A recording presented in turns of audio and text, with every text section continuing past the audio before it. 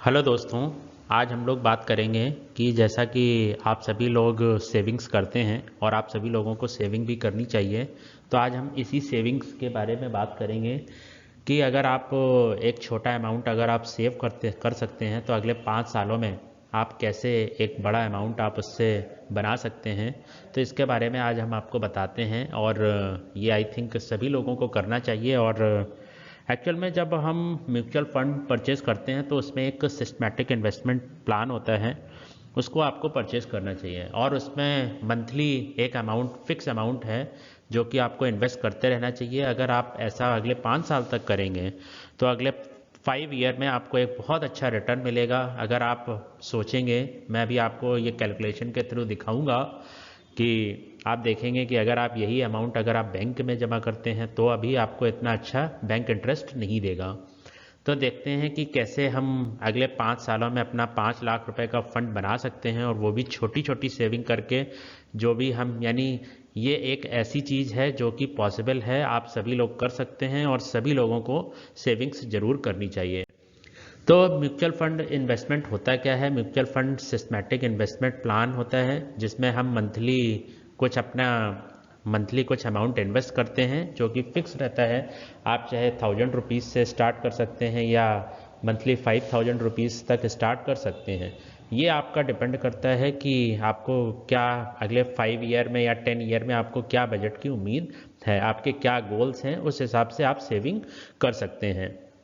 इसमें क्या होता है कि आपको वन टाइम में जो मनी होती है वो इन्वेस्ट नहीं करनी होती है।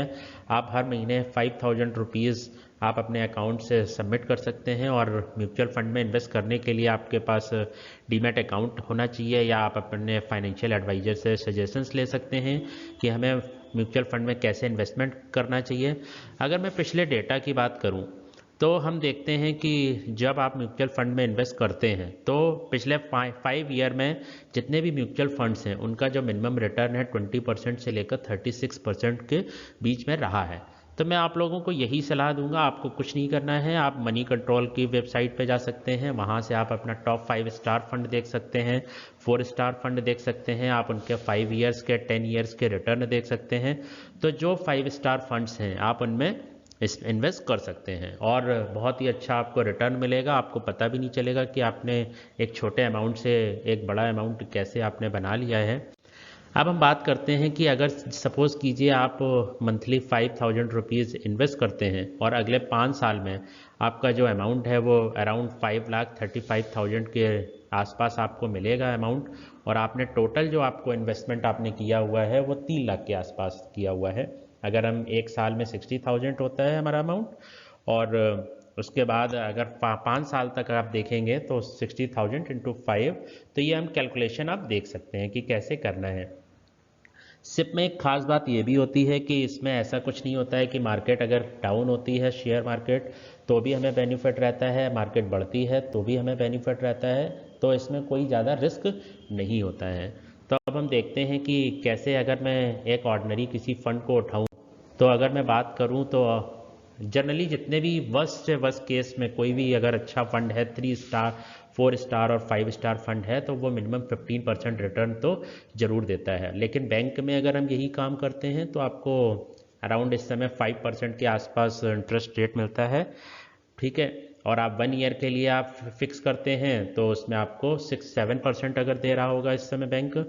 और उसमें ये भी रहता है कि आप 1 ईयर तक आप रहते हैं कि आप निकाल नहीं सकते हैं अपने पैसे को, लेकिन यहाँ पर ऐसी कोई लिमिटेशन नहीं है। लेकिन सिप के केस में अगर आप जितने लॉन्ग टाइम तक बने रहते हैं, अगर आप सिप करते हैं तो करीब 6 से 7 साल का आपको इन्वेस्टमेंट जरूर अपना टारगेट रखना चाहिए कि अगले 6 to 7 ईयर्स तक हमें ये सेविंग्स जरूर करनी है।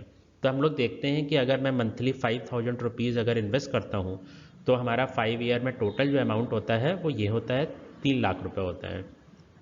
अब मैं एक एज्यूम कर लेता हूँ कि अगर हमने कोई फंड लिया जिसने 20% का अगर रिटर्न दिया है तो एक साल में जो आपको एक साल में 60,000 जब आप इन्वेस्ट करेंगे तो आपका आफ्टर 1 ईयर जो अमाउंट होगा वो 72,000 होगा।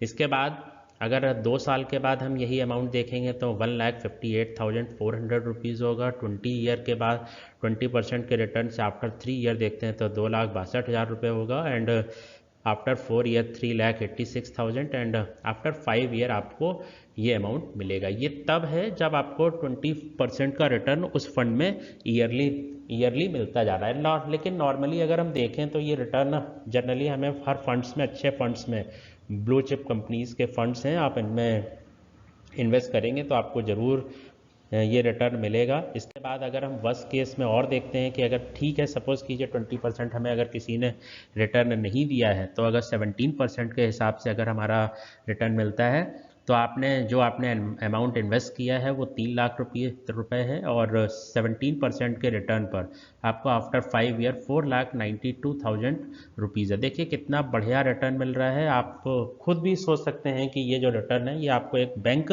नहीं दे सकता है। तो आपको कुछ अपना जो सेविंग्स आप करते हैं उसमें ज़रूरी नहीं है कि आप 5,000 ही अमाउंट लेके चलें। आप 3,000 2,000 जो भी आपको लगता है कि मुझे इतनी मंथली सेविंग करनी चाहिए वो आप कर सकते हैं, और एक बहुत अच्छा फंड आप अपना क्रिएट कर सकते हैं जिससे कि आपके आने वाले टाइम के जो भी गोल्स हैं वो आप पूरे कर सकें। तो अगर मैं बात करूं तो इसमें अगर 60,000 अगर 17% रिटर्न पर अगर मैं बात करूं तो आपके 70,000 हो जाते हैं। After 2 year 1,52,000, after 3 year 2,48,000 and after 4 year 3,60,000 and after 5 year 4,92,000। ये तब है जब 17% रिटर्न से आपको मिलेगा। अगर हम बात करें, अगर सपोज़ कीजिए कि कोई फ़ंड ऐसा है कि जिसने बहुत ही अच्छा परफॉर्म नहीं किया है और उसमें आपको 15% रिटर्न मिलता है, तो आप अपना जो आपका जो 3 लाख का जो अमाउंट है वो आफ्टर 5 ईयर 4,65,000 रुपीज़ का आप उसे कन्वर्ट कर सकते हैं, और आपको पता भी नहीं लगेगा। 5,000 रुपीज़ तो आप आराम से सेव भी कर सकते हैं। लेकिन चलिए सपोज़ कीजिए आप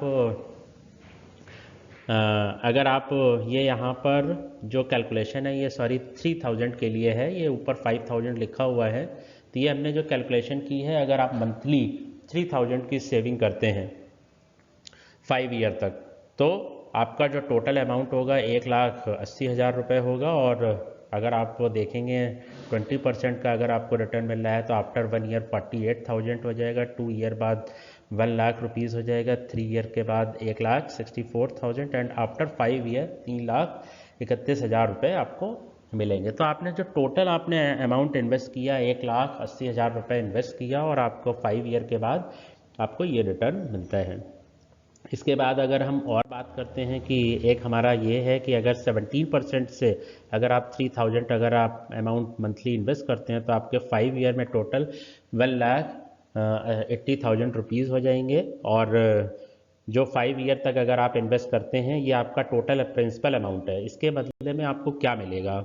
फर्स्ट ईयर में आपको 46,000, सेकेंड ईयर में 96,000 एंड आफ्टर 5 ईयर आपका जो बजट होगा आप अराउंड 1,23,000 रुपये आपको बेनिफिट होगा। और अगर आप ये चीज़ 6 to 7 ईयर तक अगर कंटिन्यू कर जाते हैं 7 ईयर तक, तो आपने जो अमाउंट इन्वेस्ट किया है वो जस्ट आपका डबल हो जाएगा। तो आप ये मान के चलिए कि एक अच्छे म्यूचुअल फंड में अगर आप इन्वेस्ट करते हैं तो उसके अंदर इतनी काबिलियत होती है कि वो 7 ईयर में आपको जो आपने पैसा इन्वेस्ट किया है पिछले 5 साल में उसको डबल करके दे सकता है।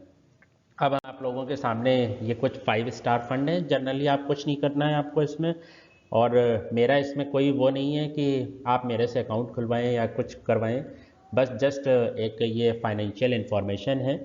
और आप देख सकते हैं गूगल पर सर्च करके मनी कंट्रोल वाली वेबसाइट में ये मैंने कुछ 5 स्टार फंड्स हैं, इनके देखिए आप रिटर्न अगर आप देखिए तो SBI कॉन्ट्रा फंड है जिसने 20% दिया है, बैंक ऑफ इंडिया 24%। अगर आप किसी भी फंड को आप देखेंगे तो 24, 25, 22, 22, 18 एंड वर्स्ट केस में भी अगर हम देखें तो जो ये 5 स्टार फंड हैं उनका जो रिटर्न है अगले 5 ईयर्स में, लास्ट 5 ईयर्स में आप ये देखेंगे कि 17-18% सबका रिटर्न रहा है।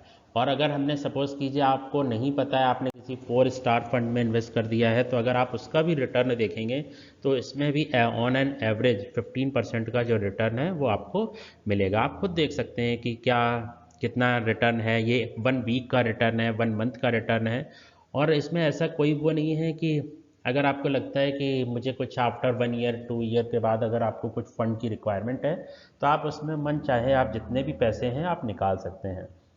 तो अगर मैं बात करूं, हमारी जब इनकम होती है तो हमारे लिए इम्पोर्टेंट पार्ट ये ज़रूरी होता है कि सेविंग बहुत ज़रूरी होती है। तो हम सभी लोगों को जैसा भी, आप ज़रूरी नहीं है कि आप स्टार्टिंग 5000 से करें। आप ऐसा भी कर सकते हैं, फर्स्ट मंथ में 1000 रुपीज़ से कीजिए, फिर इसके बाद कुछ टाइम के बाद 2000 रुपीज़, 3000, धीरे धीरे करके आप अमाउंट अपना बढ़ा सकते हैं।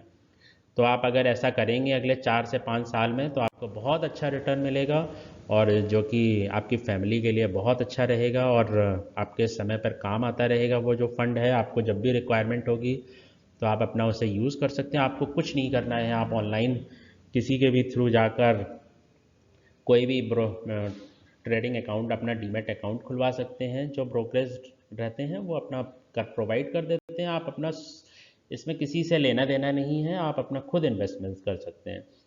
ओके, तो अगर आपको ये मेरा वीडियो अच्छा लगा है तो आप अपने फ्रेंड्स को ज़रूर शेयर कीजिएगा। Thank you.